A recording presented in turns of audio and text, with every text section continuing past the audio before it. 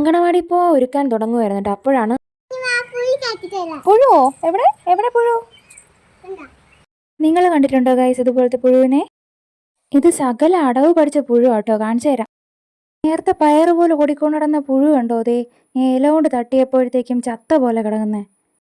അഭിനയ സിംഹമേ. കുറച്ചു നേരം കഴിഞ്ഞ് നോക്കിയപ്പോൾ ദേ ഓടുന്ന ഓട്ടം കണ്ടോ? എൻ്റെ കണ്ണിൽ പെടാത്ത ജീവികളെല്ലാം പല്ലവി എനിക്ക് കാണിച്ചു തരുന്നുണ്ടായിരുന്നു. കുഞ്ഞിനെ അങ്കണവാടിയിൽ വിടാൻ റെഡിയാക്കുമ്പോൾ അറിയാതെ എൻ്റെ കണ്ണ് നിറയുന്നുണ്ടായിരുന്നു.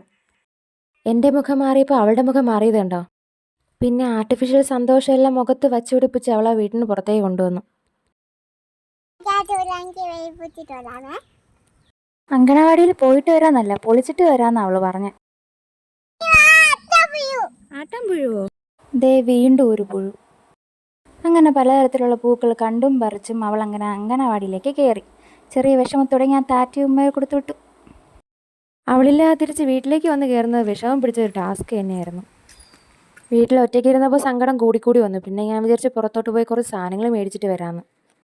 അങ്ങനെ വീട്ടിലെത്തി മുറ്റം അടിച്ചുകൊണ്ടിരുന്നപ്പോഴാണ് അത് സംഭവിച്ചത്. ബാക്ക് സീറ്റിൽ നിന്ന് അവളെ എടുത്ത് ഫ്രണ്ടിൽ ഇരുത്തിയപ്പോഴേ അവൾ കരച്ചിൽ തുടങ്ങി. ഇതേതാ ഡ്രസ്സ്? എന്നെ കണ്ടിട്ടുള്ള കരച്ചിലല്ല കേട്ടോ. ഇവളെന്തിനാ ചേട്ടാ നേരത്തെ കൂട്ടിക്കൊണ്ടുവന്നത്? കാര്യം നിസ്സാരമായിരുന്നു കേട്ടോ കരഞ്ഞത്. ഈ കിൻഡർ ജോയ് ചേട്ടൻ പിടിച്ച് വാഞ്ചയില ഈ കിടന്ന് കരഞ്ഞ കരച്ചിലൊക്കെ. പിന്നെ ഈ ഡ്രസ്സ് ഏതാന്നല്ലേ, കുടിക്കാൻ കൊടുത്ത കഞ്ഞി ദേഹത്താക്കിയിട്ട് വേറെ കുഞ്ഞിന്റെ ഡ്രസ്സ് എടുത്തിട്ട് കൊടുത്തതാ ടീച്ചർ. ഈ വീഡിയോ തൽക്കാലം ഇവിടെ ചുരുക്കുന്നു. ഈ കിൻഡർ ജോയിൽ ഒരു അടിപൊളി വള ഇട്ടിട്ടുണ്ടായിരുന്നു കേട്ടോ. അത് ഷോർട്സിൽ ഇട്ടിട്ടുണ്ട്. കാണാത്തവരെ കയറി കണ്ട് സപ്പോർട്ട് ചെയ്യണേ. Okay bye.